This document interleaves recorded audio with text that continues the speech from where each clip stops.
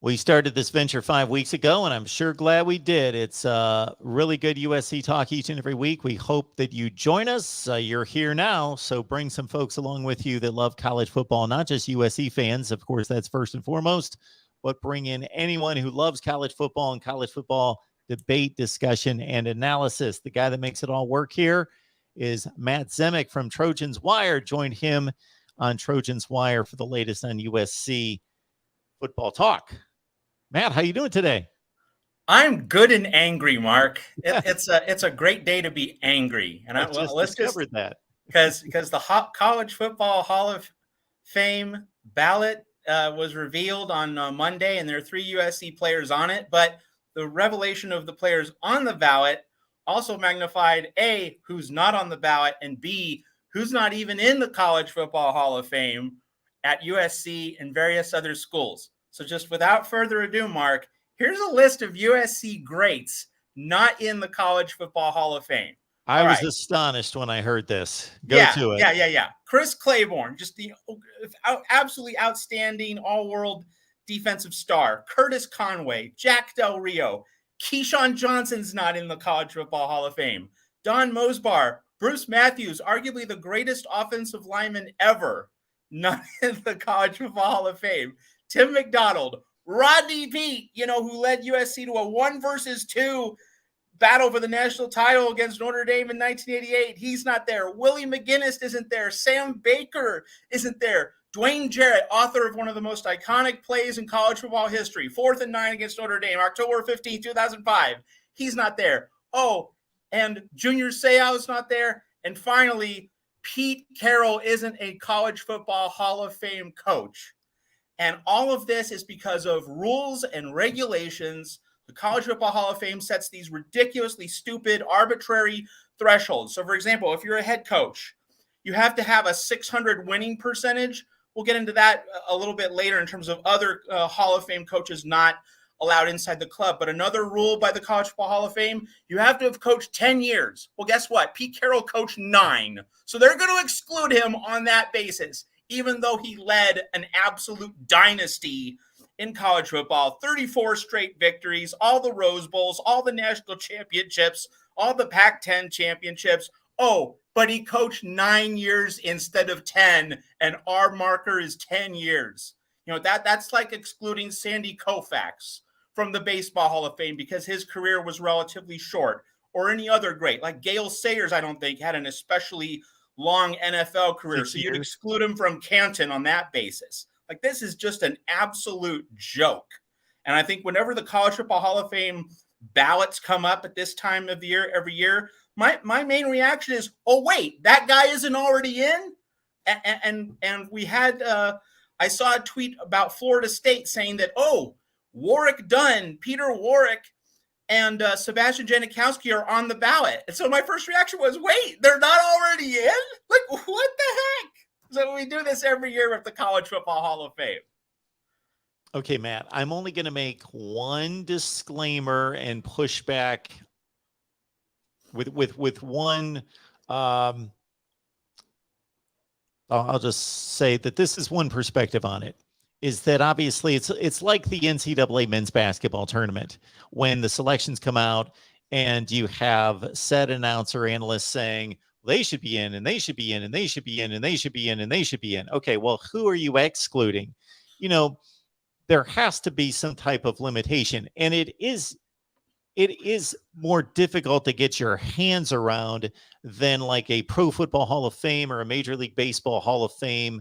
At least it is for me. This is my perspective because I have a very set line of standards in my mind when I'm looking at batting statistics or pitching statistics, or even with football, it's so difficult you're judging quarterbacks versus guards versus linebackers. There's such a diversity in skill and in the various positions, but I still have a barometer in my mind between statistics and duration of time versus, playing in playoff games and Super Bowls that I can get my arms around that in the NFL. there is a difficulty in college football to say, okay, well, that list, when you told me that list before we started to go live, I was blown away because they just kept, I thought you were going to stop at like 4 and they just kept coming and coming and coming. I was like, really? He's not in? He's not in? I know all these guys and I think they're all just legendary players. So I was shocked, but then I also think, okay, how many can we have in? How many can we put in each year? It is difficult to set a standard, especially in football and especially at this level.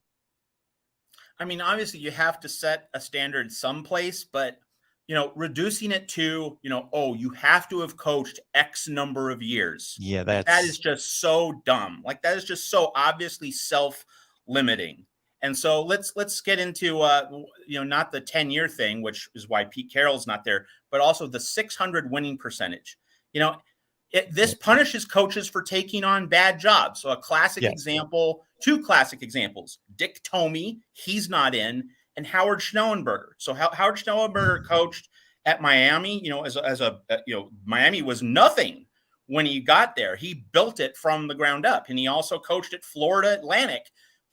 He founded that program. He had to eat a lot of losses, but he eventually got them to a bowl level standard, which is an incredible coaching job. And also Louisville, what he did there, yes, winning the Fiesta Bowl, winning a New Year's Day bowl game, absolutely, beating Alabama, like that, slam dunk Hall of Fame career, no question. Dick Tomey, very similar. San Jose State, that program was in the gutter. He was going to eat losses there, turned it around. Hawaii made that program special. He made Arizona, the Arizona Wildcats, the only Pac-12, or I should say the only Pac-8, Pac-10 program, because Colorado hasn't yet made the Rose Bowl.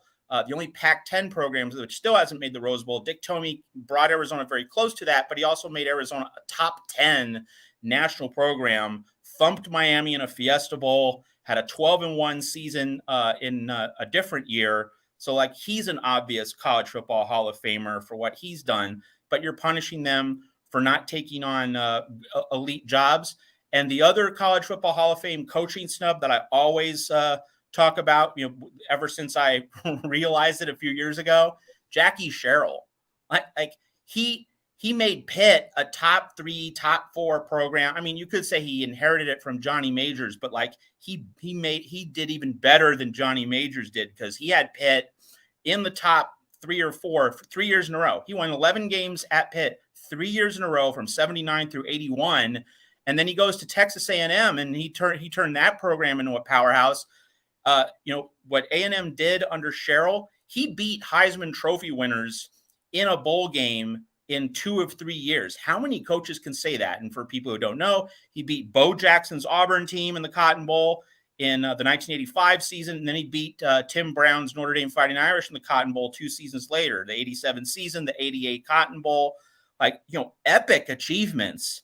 I mean, and Texas A&M is still looking for that kind of stature and relevance under Jimbo Fisher. Hasn't gotten there. Like Jackie Sherrill set the bar very high there. And he's the coach of the only Mississippi State team to make the SEC championship game and win the SEC West. So again, rock star level results at 3 different programs. But because he went to Mississippi State, he had to take on some losses there. And he took on some other jobs over the course of his career, which knocked down his winning percentage. So I get the whole point about having to have standards, but like show some judgment, man. Like you can't just reduce it to a number. You just can't do that. You have to show a little bit of room for judgment. And like Jackie Sherrill, Howard Schnellenberger, just obvious slam dunks. But College Football Hall of Fame just sets this artificial, arbitrary, numerical level. I'm like, oh, it's like saying you're too small to ride a ride at the amusement park. Reducing it to that. Just absolutely asinine. Matt, I could not agree anymore. So with every point that you made, I was thinking on those points, with all 3 coaches, he did this, he did this, he did that, and you were hitting on all of them. So I have really nothing more to add. Just think about this, folks. If said coach goes to a program and he goes 8-5 every year, I think that's a 61, 62 winning percentage. And he goes 8-5 every year for 10 years. They never do anything else. just goes 8-5. He could take over Ohio State and go 8-5 for 10 years. Would that be really accomplishing something? He's eligible for the Hall of Fame. As you mentioned, Howard Schnellenberger, my goodness, if guidelines are good to have, the statistics, yes, you start with something. You say, okay, what is this coach's winning percentage? Oh, it's Urban Meyer, it's 91%. Well, that's an ridiculous example. Or if it's 32%, well, we pretty much know that. But you're letting someone in with a 604 winning percentage who doesn't have nearly the qualifications as a guy with a 592 winning percentage. And Howard Schnellenberger, I know, is just under that. And regardless of what, even if he had a 55%, look at the man's career. Seriously, like it just, you just to have like a non-negotiable number that is your ultimate basis for letting someone inside the gates or not. Crazy. Like you say, with the 10-year limit too. You could have a Jimmy Johnson type who steps into the game. Of course, he was at Oklahoma State before Miami, and I don't know what his total seasons are, but his Miami body of work speaks for itself and stands alone. Like that should be a Hall of Fame resume, regardless. Yeah. Yes. Miami almost canceled football before Howard Schnellenberger started. That's how integral he was. And what he did was just legendary, historic in completely revamping that program. And then, like you mentioned, Louisville, I remember at the time that he passed away, it was just about a year ago, something in that range, and looked at Louisville. I knew what he did there, but I was looking to see what was going on. They were winning 3 or 4 games a year before he showed up, and he instantly made them a 7 or 8 win team. And then within a couple of years, as you mentioned, they blow out Alabama, a top 10 team in the Fiesta Bowl. It was just remarkable what he accomplished. Jackie Sherrill, firsthand knowledge there is that I covered Mississippi State and was right there and interviewed the guy every week for 7 years at Mississippi State.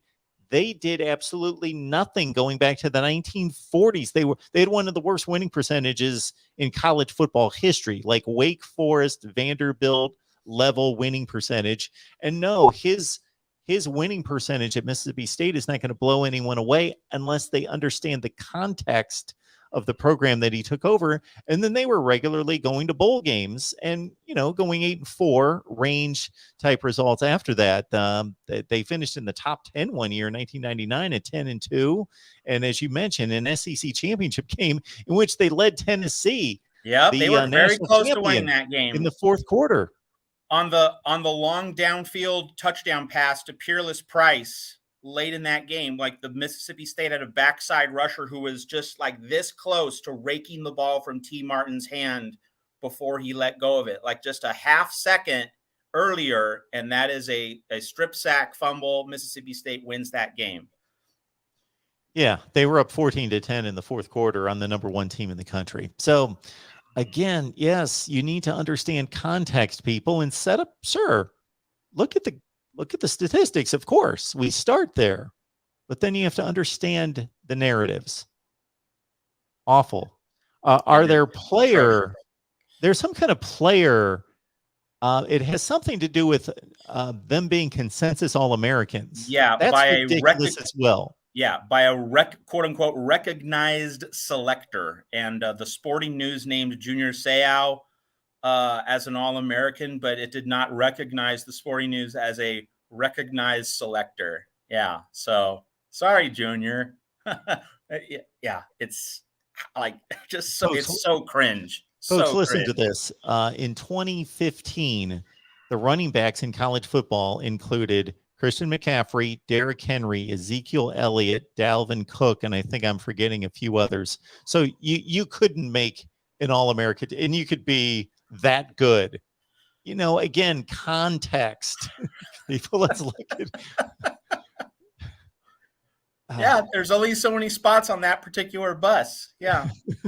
I mean, it just takes your breath away. And it does leave you speechless at some point. But you know what, Mark? Like, so in terms of like deriving some meaning from this, not just some outrage, this goes back to the point of, Well, this is the way it's always been done. And that is the worst rationale for continuing with a given policy. Like, and there's nothing that should say, oh, well, this is just how we have to do it. Well, this is just the structure we live in. This is what we have to deal with. No, none of us should accept that. None of us should be happy with it. We should insist on change.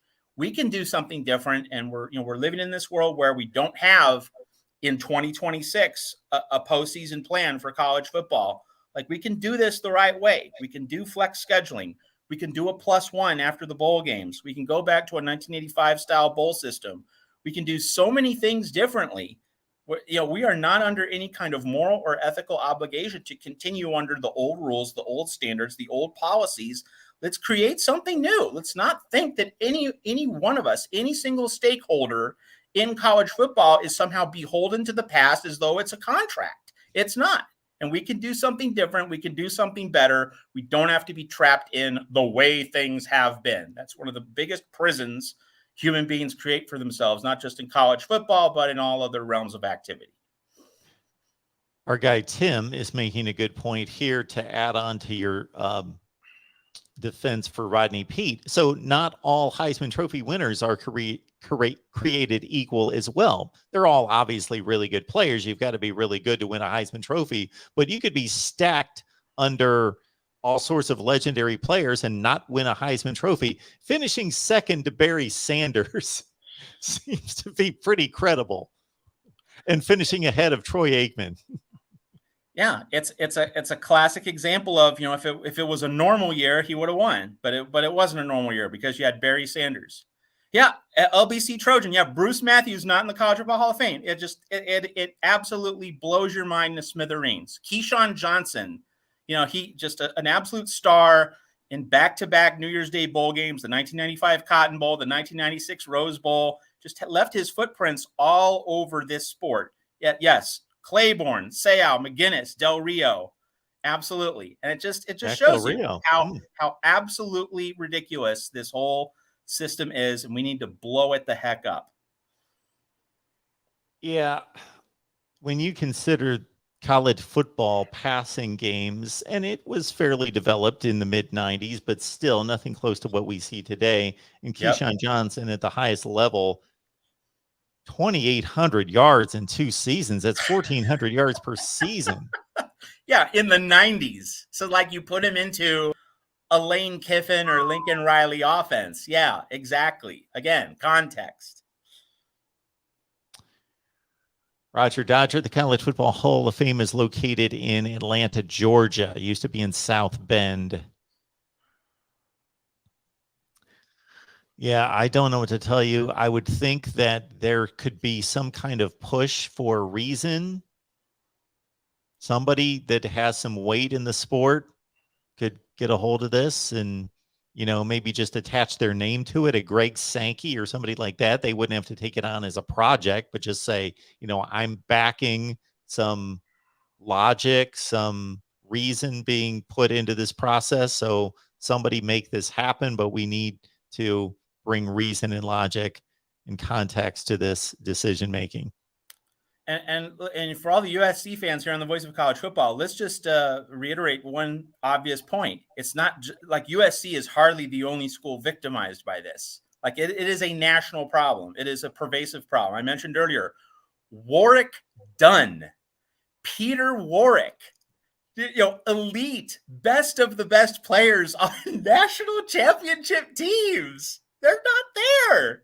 I mean, it is a pervasive problem that goes all through all corners of the country. I'm sure that every school, has a list of particular snubs. Like with Arizona, Arizona's not a college football power, but Dick Tomey not being in the College Football Hall of Fame, it's just an absolute joke. Like that, there's no debate on these. Like we're not talking about fringe candidates where you go, well, maybe the standard might be okay, might be legitimate. No. These are no doubters. These are no brainers. These are grand slam home runs, 360-degree windmill slam dunks, and they're not in. Like that's the outrage here. We're not dealing with the 50-50 balls. These are no doubters, and they're not in. I did not see the most recent list that was released a few days ago. The headliner was Tim Tebow, and then I know that there was a list of about 90 candidates, so I did not look through them.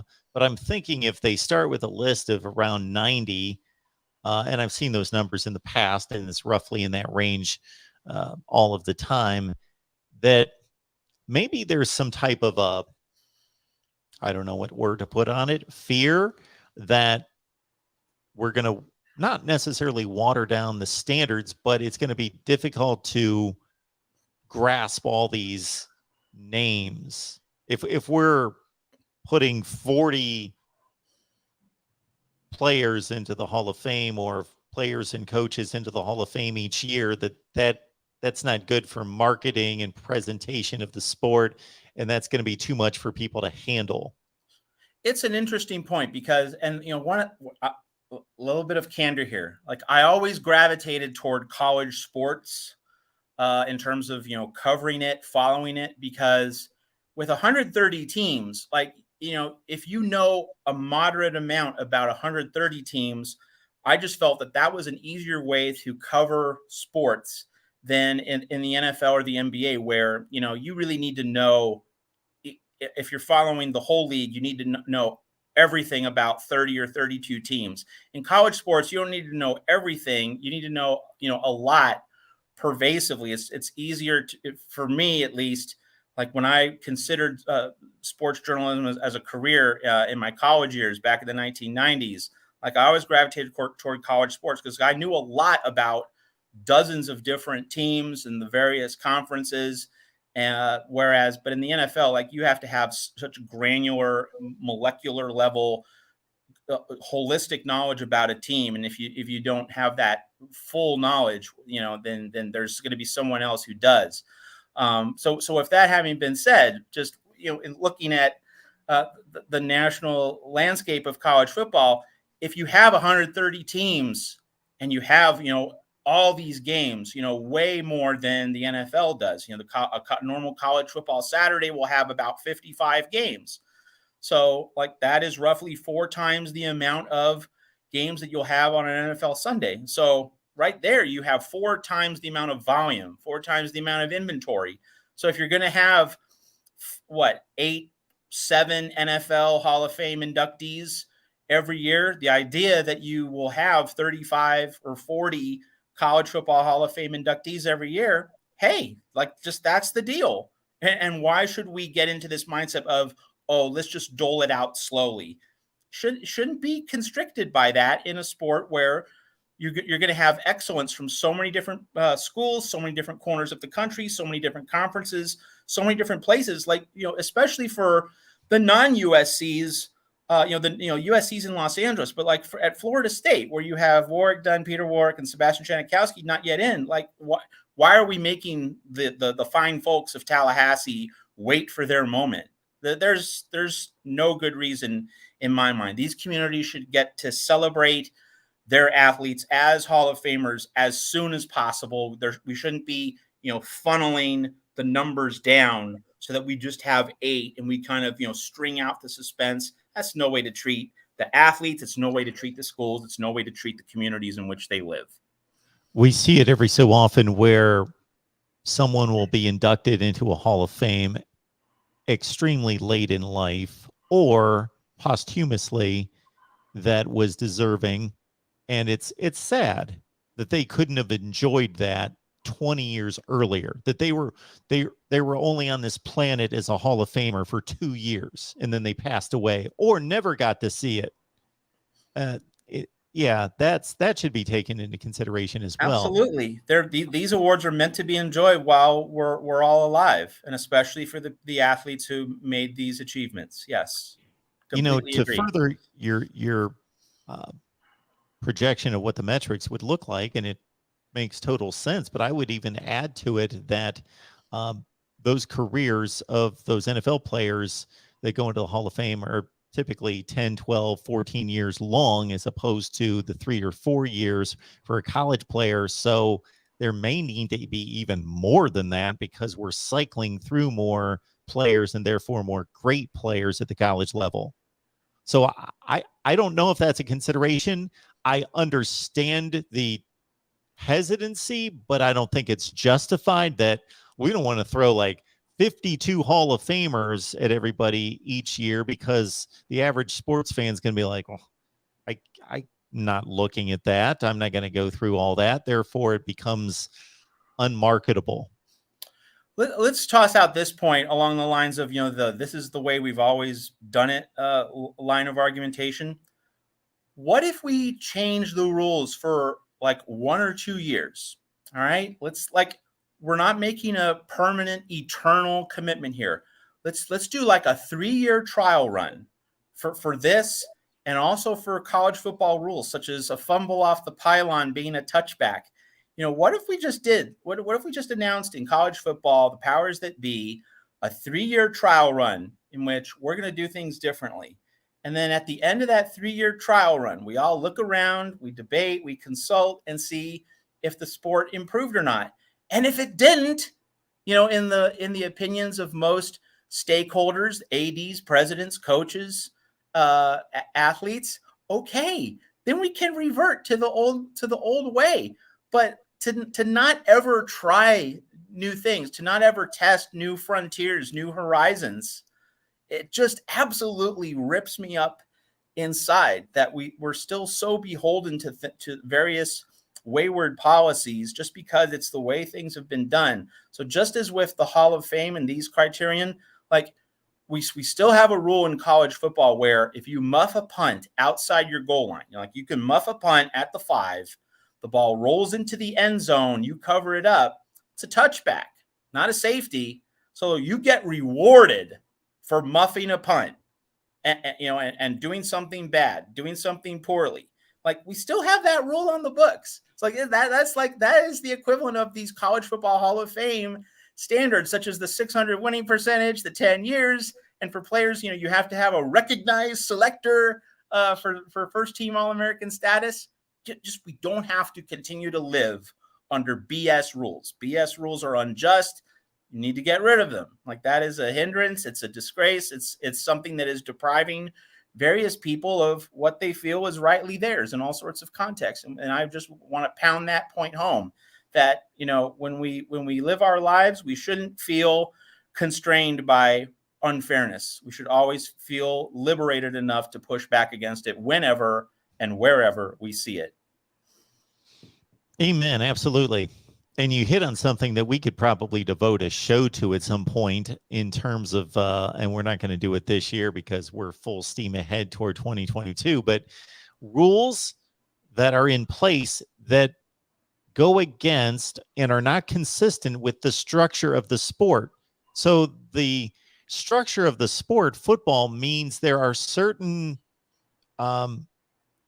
guidelines and rules that have been set up based on the markings of the field, that if you do certain things with the ball, it should be marked, and it's consistent. The game has always been consistent in the way it's structured, but then there have been new rules put in that are not consistent with the way the game's structured. So, for example, this new kickoff, that if you catch the ball at the 3-yard line, you can just move it out to the 25-yard line. Well, that's an artificial advancement of the football. How did that happen? Like, that's not consistent with the rest of the game. How it's, if you do that with a punt, you get the football at the 3-yard line because that's where you caught the ball and chose not to advance the ball. So why do you artificially get the ball? Now the end zones are treated differently. There's an aspect of the end zones where it's treated differently. You catch the ball, you can choose to, okay, I'm going to risk bringing it out, or I choose to, because I am not in the field of play per se in terms of yard markers, to advance the ball to the 20-yard line or now the 25-yard line. But now with this ridiculous, we catch the ball at the 7-yard line and go, whether you catch it at the 1, the 7, the 24, it goes to the 25. How does that make any sense? Completely agree. Yeah. And it's so noticeably inconsistent. And just like with we're not going to turn this into a rule show, but very quickly, the fumble off the pylon being a touchback, and yet a muffed punt rolling into the end zone is a touchback.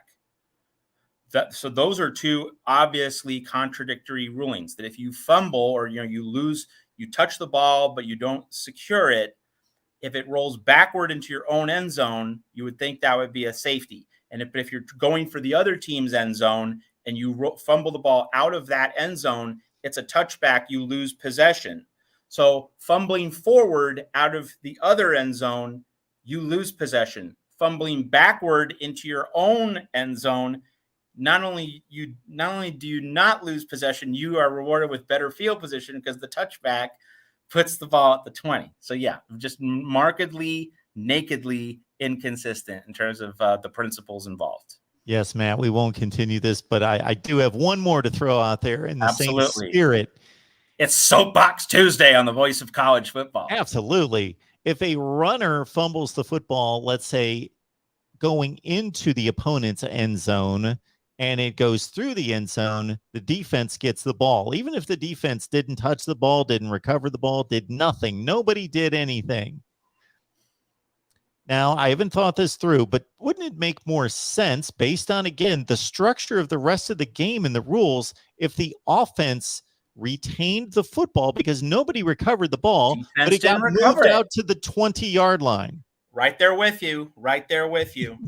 The defense has to recover a fumble. What an original concept, right? Why?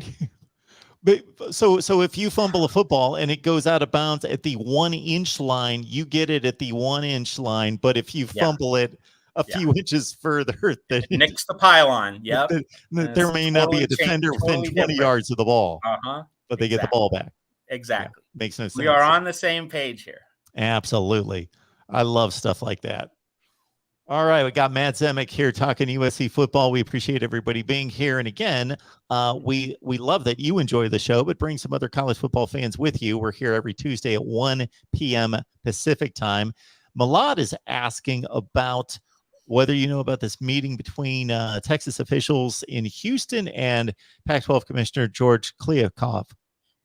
Yeah, don't know about it, but I wouldn't be surprised, Malad, if this did in fact happen. I mean, George Kliavkoff has been working with Greg Sankey of the SEC in terms of exploring, new ways forward on NIL. So I wouldn't be surprised if he's making the rounds with various stakeholders, power brokers, and of course, we know that the Cincinnati and Houston. And other schools are joining the Big 12. So, if Kliavkoff has something up his sleeve before the next round of media rights negotiations, it would not be terrifically surprising because you know that he's looking for angles. You know that he's looking for different ways of doing things, as proven by, his adjustment of the format of the Pac-12 championship game, immediately, seizing the relationship of the Pac-12 to the headquarters in San Francisco. He's getting rid of those exorbitant office space costs that Larry Scott saddled the conference with. So Kliavkoff is already doing lots of things differently. So if he's meeting with folks in Houston, whether about realignment or other kinds of opportunities, it would not surprise me one bit. And just to reiterate, like, USC fans love George Kliavkoff. They love a commissioner who is clearly demonstrating that he takes USC football seriously, that he values USC succeeding in football. Didn't have it under Larry Scott. And we didn't really mention on previous episodes of the Voice of College Football, Tom Hansen, who was the Pac-10 commissioner from 1983 through 2009, Larry Scott's predecessor. He didn't value USC football either. And he was such a bad commissioner for the conference, at least in terms of football, that when there was a ceremony for him, a farewell ceremony at the 2010 Rose Bowl between Oregon and Ohio State, Oregon fans booed him. So he went out the door just the same way that Larry Scott did. We haven't had Pac-12 or Pac-10 commissioners who valued football, particularly at USC. George Kliavkoff is the first one. So he's really valued, and it also reiterates what I said last week on our live show here at the Voice of College Football, that USC is not going to seek an exit from the Pac-12, not with George Kliavkoff doing such a good job looking out for USC as part of the Pac-12 football family.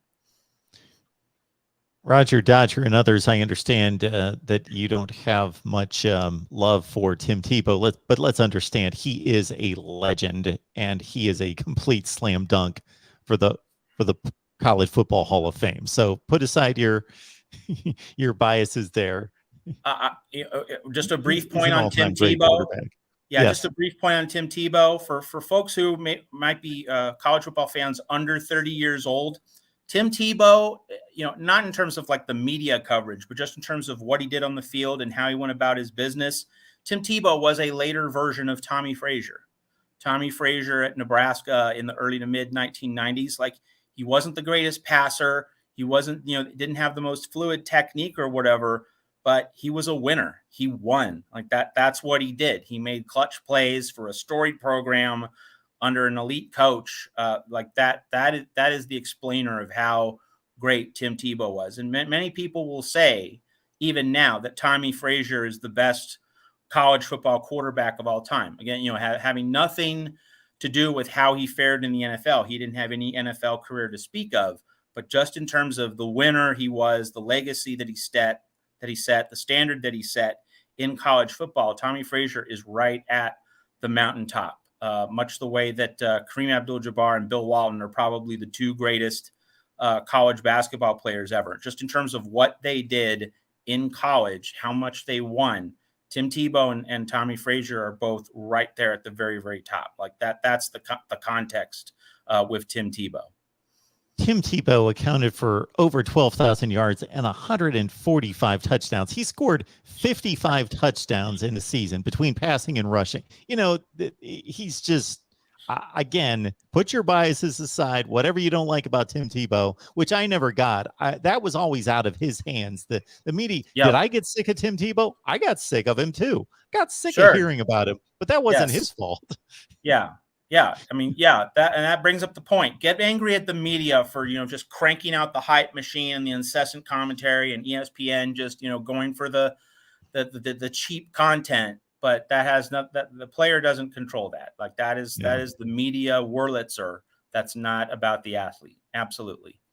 And again, this is a different day and age, even though the passing game was full in swing, but not to the extent now. 67%, 32 TDs, 6 picks, 30 TDs, 4 picks, 68% completion percentage his final season. Those are pretty ridiculous numbers, along with, rushing for 23, 12, and 14 touchdowns in a season. It's just, the numbers are insane. The one thing that people do get wrong, and I saw this on ESPN and I tweeted it out when the Hall of Fame article came out, is Tim Tebow does get credit from a lot of people for leading the 2006 national championship team. That was even in the ESPN article. Tim Tebow led 2 national championships. Well, I screenshotted it and said, Chris Leak threw the ball 335 times. Tim Tebow threw it 35 times. He came in for a big player on that 06 team. It was a goal line quarterback. Yeah. Wow. Yeah, that gets misconstrued all the time. Wow. And I mean, I remember that 2006 Florida team, and Chris Leak certainly had his shaky moments. And I didn't think he was going to be able to get Florida there, but he did get Florida there. And he was the guy. He was the main man. And of course, he made the most of his moment in the national championship game against Ohio State. So yeah, that's an incredible error from ESPN. And yes, Charles White's at the Hall of Fame. If for nothing else, Heisman Trophy winners, I believe, are automatically inducted into the Hall of Fame. Correct, Matt? I think so. I think that's correct. All that's right. That's why Carson Palmer's in, even though he didn't have a bunch of elite seasons, but he had the Heisman Trophy season. So and in many ways, he's a comparison with Junior Seau. That Seau didn't stack together a lot of seasons, but his one great season was an all-timer at USC. Isn't Mosbar an NFL Hall of Famer? No, he played with the Raiders. Don Mosbar, correct? Oakland Raiders. Don Mosbar.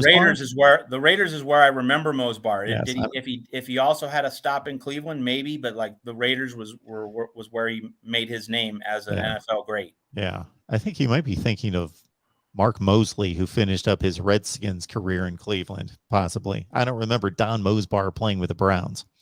Anyway, also wanted to hit on the over-under. Don't know if you're big into those, but of course, we've been Sure. talking about projected success at USC. The number came out at 9.5 a few days ago. We know what the schedule is, and just your impressions of whether that's a good line. I think it's a great line. I think that 8.5 is way too low. That you should. That's an easy over for USC. I think 9.5 is really the place to set the line, and I am definitely in the camp that thinks that USC can and will win 10 games. And a lot of people, there are a lot of skeptics of USC in terms of being able to turn it all around in year one. But I think with all of these transfer portal additions, Jordan Addison being the latest real high end addition, the caliber of quarterback play in the Pac-12 was just so low last year that USC is just going to instantly raise the bar to such a dramatic extent that the Trojans are going to go 8-1 in the Pac-12. And if they go 8-1 in the Pac-12, well, they're obviously going to beat Rice and they're probably going to beat Fresno State. So that means they can lose to Notre Dame and they still go 10-2.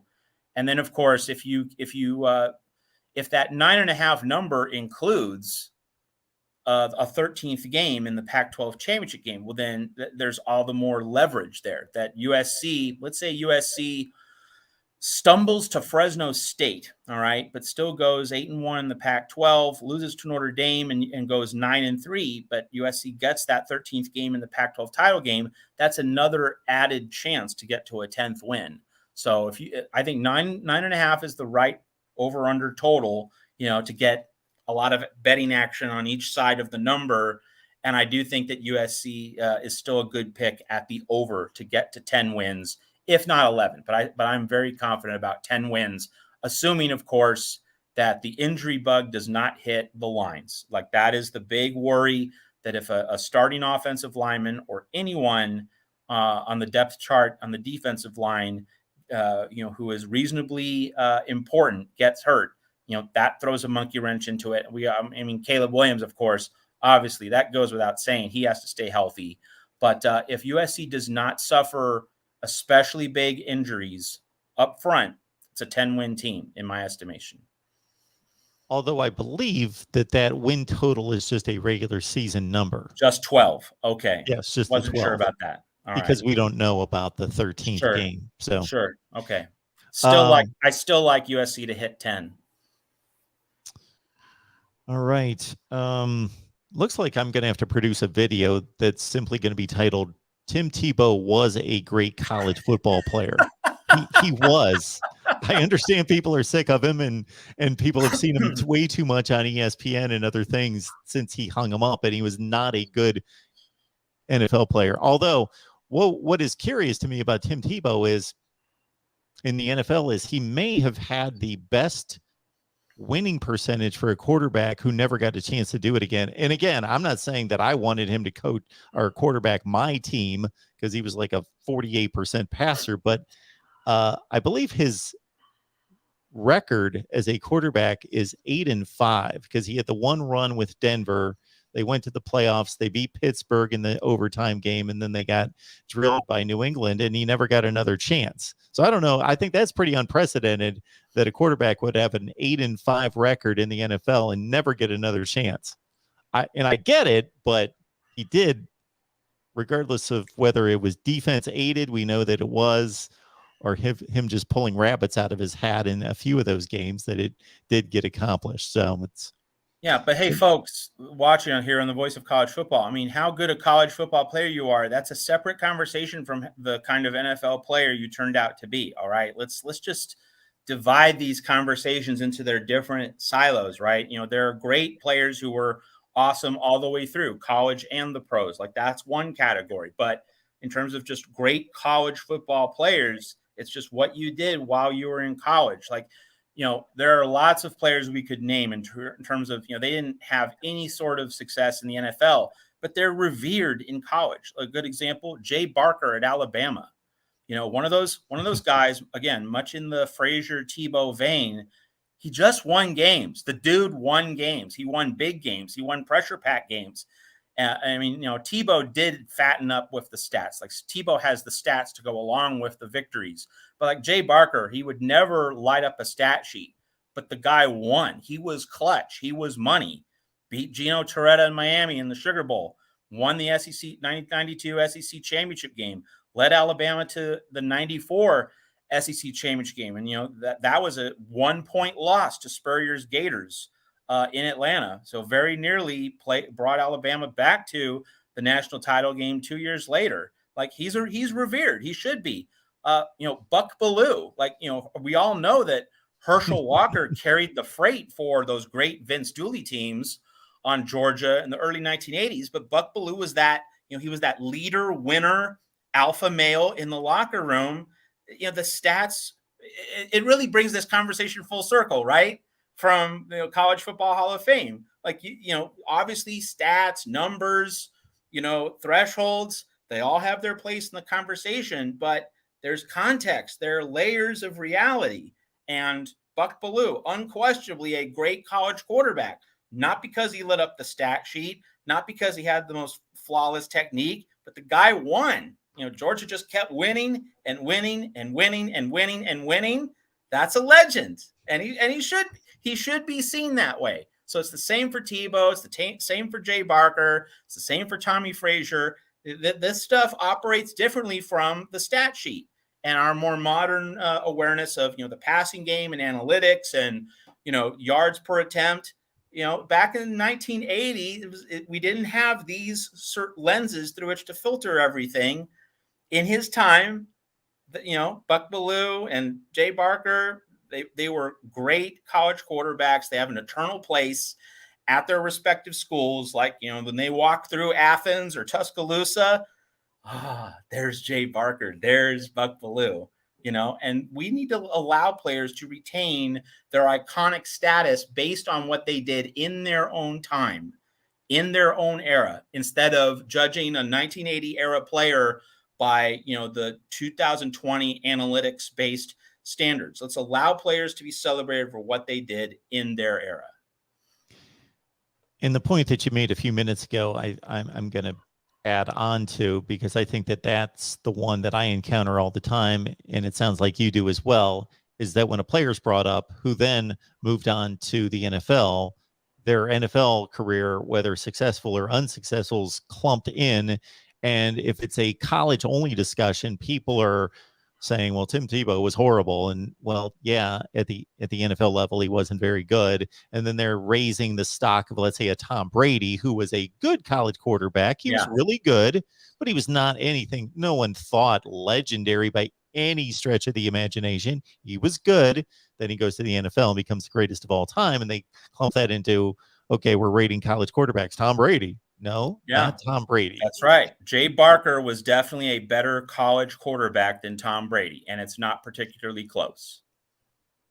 To your point, I'm looking at Jay Barker's numbers, and it's funny you mentioned Jay Barker, because when I arrived to cover Mississippi State, I covered Alabama as well. It was only an hour away, and so that was at the time I showed up at 94. I saw Jay Barker's last season. I covered his last season, which they came within 1 point of going back to a national championship game, losing to Florida as an undefeated team, 24-23 in that SEC title game. He had a nice little senior season at 14 TDs and 5 picks at 61% completion percentage, but before that, the team that won the national title, Jay Barker threw 7 TDs and 9 picks. Yeah, it wasn't a stat line that blew you away, but like what was his job? His job was to get out of the way and allow the defense to win games for Gene Stallings. That was, we remember Nick Saban saying, "Is this what we want football to be?" That's how Nick Saban wanted football to be. In the early 1990s, the way Gene Stallings and those Alabama teams played it. And Barker, his job was to get out of the way. Buck Bellew, with great Georgia defenses and Herschel Walker in the backfield, his job was usually to get out of the way. And he threw that immortal pass to Lindsey Scott. And of course, that was more about Lindsey Scott making the amazing run after the catch. But that was still an impressive throw on the run by Buck Bellew under pressure in his own end zone. to get the ball to Lindsey Scott in stride. So that's to set up Scott to make that cut up the left sideline in the Gator Bowl in Jacksonville. So again, the stats, they're important. They have their place, but they can't be the be all and end all that they exclude everything else. We have a comment here from LBC Trojan. Mark and Matt, does Reggie Bush get elected to the CFB Hall of Fame this year? I would certainly hope so, but one of the themes of this conversation is, the thing that's right, the thing that makes sense doesn't happen. Also that, the College Football Hall of Fame limits the amount of inductees every year. So we talked earlier in this show about like the College Football Hall of Fame should have no problem inducting 35 people into the Hall of Fame each year, because we shouldn't keep these schools, communities, and most of all the athletes waiting on inductions that they obviously deserve now and have deserved for many years. But the College Football Hall of Fame, it doesn't operate that way. It keeps its class small. I don't know what the precise limitation is, but it's definitely not 20, 25, 30, 35 people. So I would certainly love to see it happen, but that certainly doesn't mean it's actually going to happen. And, we just need to blow up this process because it's fatally flawed.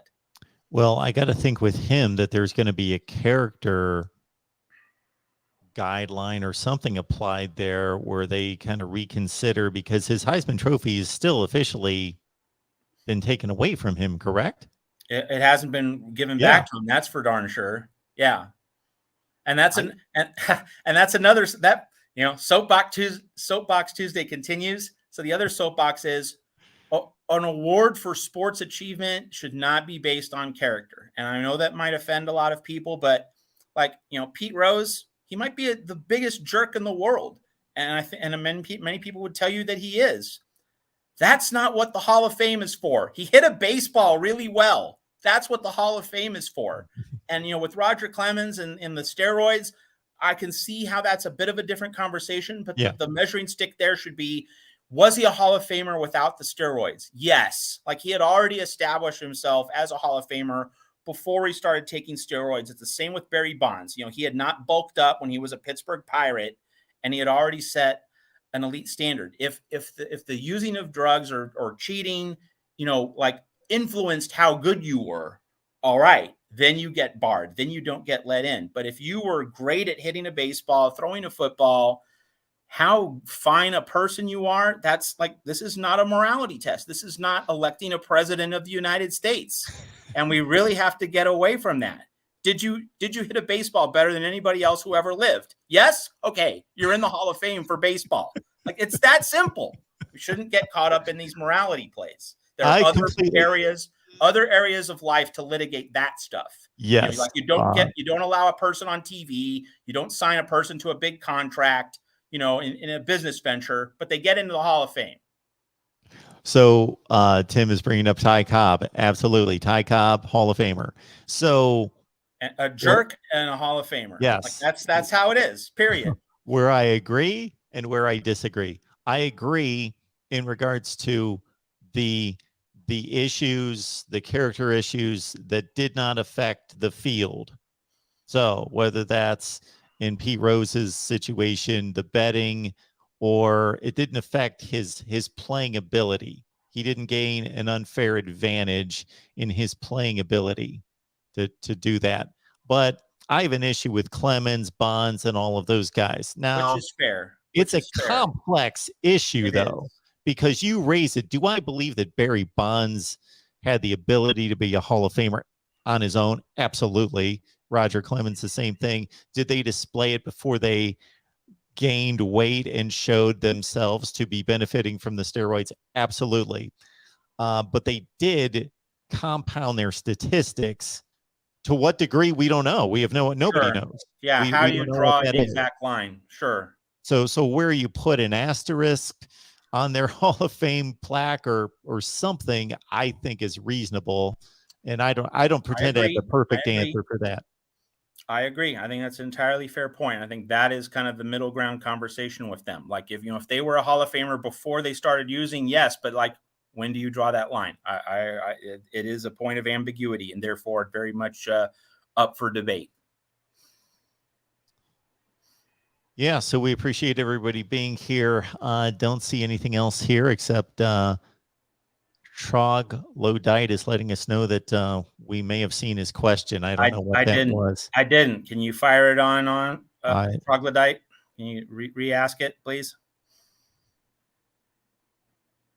There was a statement made here about Lincoln Riley that I thought was a decent statement that somebody made concerning that there has not been a head coach who has won a national championship. Here it is from Robert. A head coach who calls his own plays has not won a national championship since 1998. I don't know if he's just stating that in the BCS era or he's specifically going to Philip Fulmer in 1998. I don't know that Philip Fulmer was calling his own plays anyway No, he because had it David doesn't work in today's Cutcliffe. game.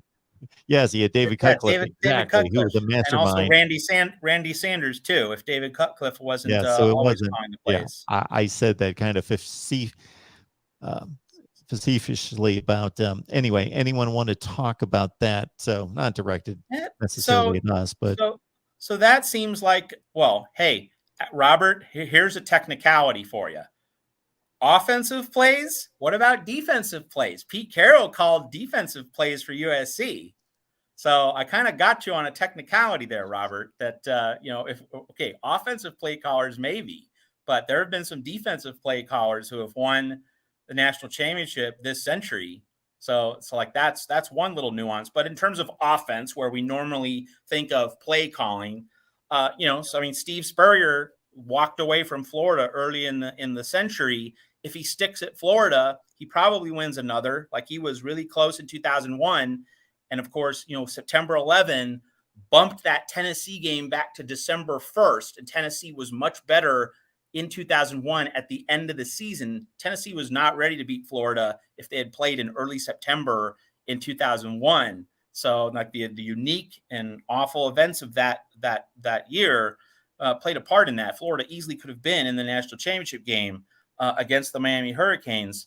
And you have other, bizarre plot twists of history. So I don't think like there's some grand, exposition or, revelation of how guys who call their own plays, don't succeed. I mean, with Lincoln Riley in particular, if Lincoln Riley, the biggest mistake he ever made in terms of an in-game coaching decision at the University of Oklahoma was not going for it on 4th down and half a yard at the Georgia 15.5-yard line in overtime in the 2018 Rose Bowl. If Lincoln Riley goes for it and he gets the touchdown, Oklahoma very possibly wins that game. But he got scared, wasn't able to trust what was his best offensive line at OU to get half a yard in that game against Kirby Smart's Georgia defense. That is by far the worst individual play selection and tactical choice that Lincoln Riley made at Oklahoma. If that one decision is different, Oklahoma might have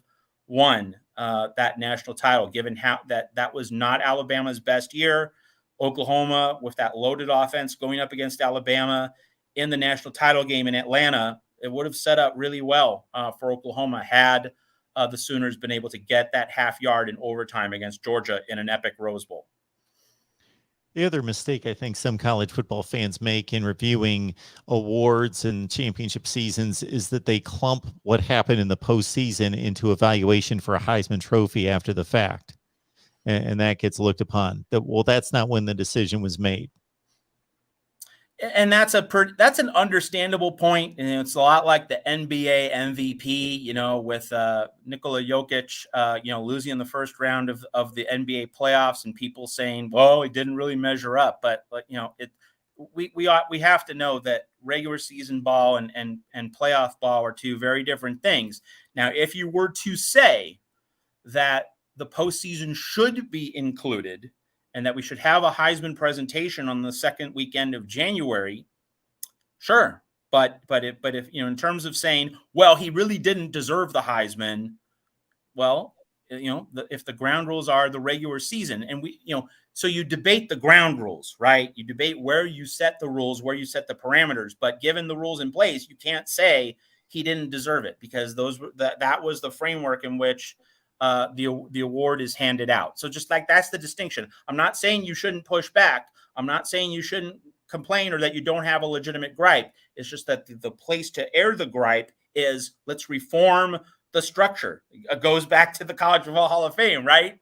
You reform the structure instead of criticizing the actual athlete or athletes who might have benefited from a decision which harmed somebody else. Absolutely. Absolutely. I was just getting myself acquainted with Vince Young's senior, or what would have been his junior, statistics. But yeah, so Sandra saying that the 2000 Heisman belonged to Vince Young. Well, again, that's using the postseason standard, but we also have to mention, Sandra, like this well, every Texas Longhorn fan knows this well, being shafted for the Heisman, or at least as he perceived it, he felt he was shafted. That gave him the extra fuel to lead that comeback against USC in the Rose Bowl. So in many ways, losing the Heisman, what might have been the best thing to happen to Vince Young in terms of the 2006 Rose Bowl and giving him that extra little push.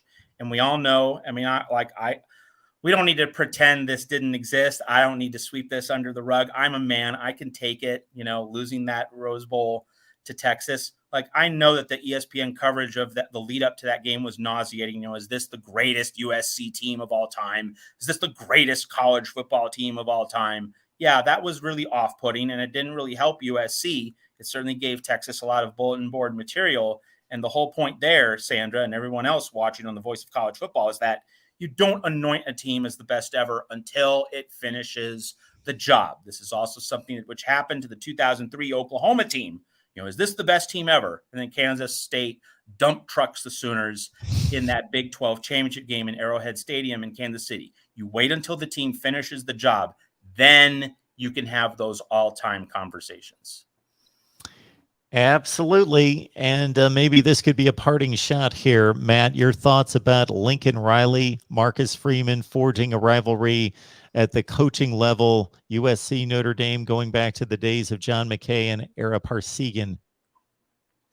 Well, Will, boy, from your lips to God's ears, and touchdown Jesus's ears. Hopefully this will happen. A few notes. One is that this year, when USC hosts Notre Dame, it's going to be the first USC Notre Dame game in Los Angeles since 2018, because the pandemic wiped out the 2020 game in LA. So this is going to be a hugely awaited USC Notre Dame game in LA just for that reason, not even including Lincoln Riley and Marcus Freeman now being part of it. So hopefully both teams will be, if not in national championship position, at least in New Year's Six bowl positions, so that game really snaps, crackles, and pops.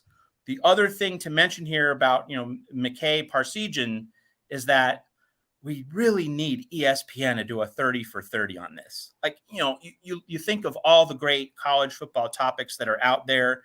You have to have a McKay Parsegian 30 for 30. There has to be a documentary on this. Why it hasn't been done yet, I just don't know where that 30-30 brand is headed in terms of its selections. But darn it, we need an Ara McKay 30 for 30 as soon as possible. The next, Heisman Trophy night, give me that special 30 for 30 on college football. We remember watching the Pony Excess, and we remember watching the U and those other special college football documentaries on Heisman night. Boy, we need a McKay era 30 for 30 on a Heisman night. It'll definitely feel like life is returning to normal when we get one of those. Folks, we're here talking USC football each and every Tuesday with you. 1 Pacific time, 4 on the East Coast. Please hit the like button on your way out. It helps us build the channel. YouTube shines and looks down fondly upon a lot of likes in its ratio versus the number of views. So please do that for us. Check out Matt's work at Trojans Wire right there on the screen. Catch Matt at Trojans Wire, and it's simply at Matt Zemek on Twitter. And remember, if Mark and the Voice of College Football get 600 likes in the next 24 hours, Mark goes to the College Football Hall of Fame. Exactly. That's the standard. If I get 599, forget it. Regardless of whatever else I accomplish in life, it just can't happen. It's completely discredited. All right, Matt, thank you so much. I appreciate it. We'll see you next week. It was a great Soapbox Tuesday on the Voice of College Football.